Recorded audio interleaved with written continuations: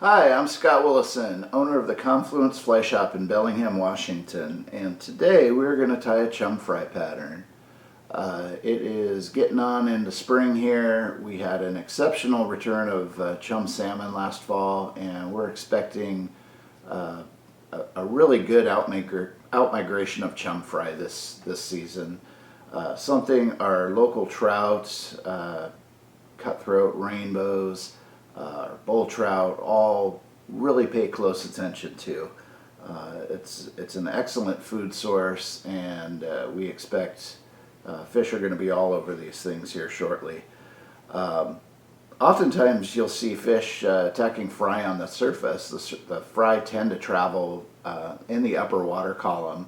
When you see slashing and rises and bait showering out of the water, you want a fly that you can fish very close to the surface, if not on the surface, especially one that's going to make a commotion itself. So we're going to tie a chum skater. This is a fly designed to make a wake on the surface and draw the attention of predatory fish. So in my vise, I have a size 4 Gamakatsu SC15.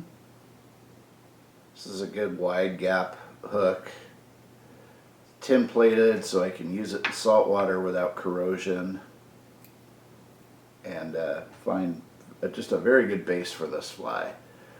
So first thing I'm going to tie in is a tail, and for that tail I'm going to use just a small amount of olive Farrar flash blend. This is a synthetic material that's got a nice translucency to it, and I'm going to thin that out just a little bit because I'm actually going to tie this in the center and fold the other half over.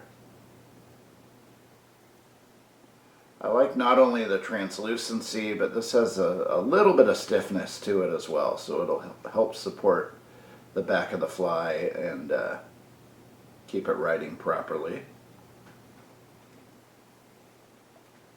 And then I'm just going to take my scissors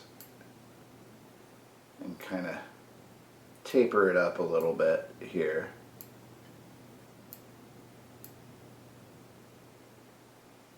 Once I've got a nice taper formed, I'll go ahead and add just a small amount of flash. I'm just going to use a single strand of pearlescent crystal flash. And again, we'll kind of center tie that over on one side of the hook, and then fold that over to the other side, and then bind that down. I'll trim the flash about even with the tail, and then I'm going to take a wrap or two under that tail just to help prevent it from fouling. Alright, next we are going to tie in our foam that's going to help this fly to float and create some commotion on the surface. So to tie this in, first off, cutting it to the right length. I generally want my foam to be roughly the width of the gap of the hook here. So I'll often take my sheet of foam and measure it up against that, or poke a little hole in it so I've got a good marker, and then I'll cut it that length. That's going to help to prevent this fly from tipping over. I've also cut my foam into a nice neat little point, and I'm actually going to tie it in so that point is facing back over the end of the fly. I'll take a couple of loose wraps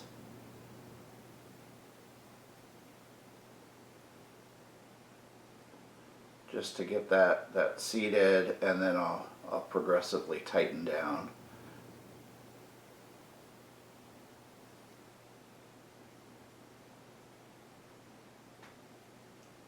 Alright, once that's in place, we'll go ahead and do our body. Now you could use all sorts of things for the body on this if you wanted to. Diamond braid, pearlescent mylar, anything kind of flashy, reminiscent of the underbelly of a salmon fry. I'm going to use just a UV pearl ice dub today. And we'll just dub a neat little body in here.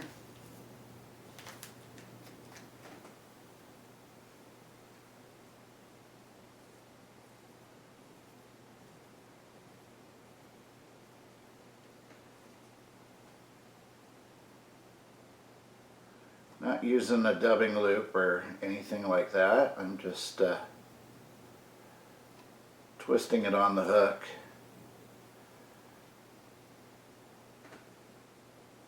And I want this body to be fairly uniform, so if I don't have enough dubbing on there, I'll just add a pinch more. And we can go over what we've already dubbed. And then we'll take that thread roughly to the eye of the hook.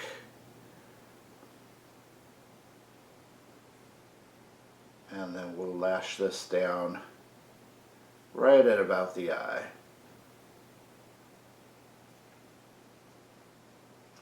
Now, next thing I'm going to do here, I'll just trim this off about where I want it. Give myself a nice little lip to help that fly skate on the surface and create a wake. Next thing I'm going to do is I'm actually going to add another piece of foam on top of this. What that's going to do is reinforce this lip here so it stays steady, and I've got a nice sort of plowing surface there to make a wake. So I'll trim this down a little bit. I've just got a small block of foam about the same thickness as what I've used for the rest of the body.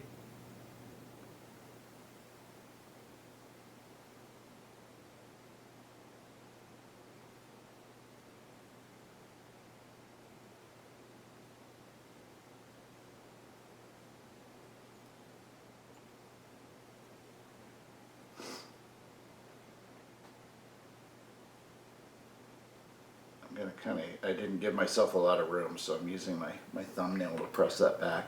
And then I'm going to trim this other piece of foam just a little bit shorter. I just want that support in there to make sure this thing wakes correctly. And then I'm going to take some wraps at the eye of the hook to try to prop up that foam.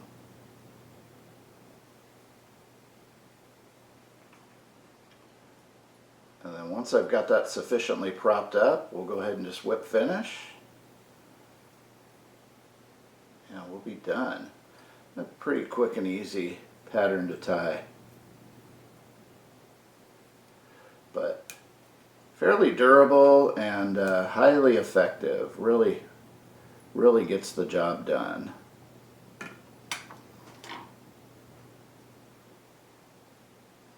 So you might be looking at this thing on the surface of it and think that looks nothing at all like a fry, but if we flip it, and here, I'll take it out of the vise, give you a look at the underside of that fly. It's got roughly the taper and the coloration of a fry pattern. If you wanted to get fancy, you could take a Sharpie and add some par marks in the tail or on the body. Chum Fry have really pronounced tiger stripes, but this thing certainly works just fine as is, and it's worth tying up a few for your boxes this spring. Anyway, there you have it, the Chum Skater. You can find the materials for this and many other flies at the Confluence Fly Shop in Bellingham, Washington. While you're at it, please be sure to like and subscribe to our YouTube channel, and we hope to see you in the shop or on the water. Thanks for watching.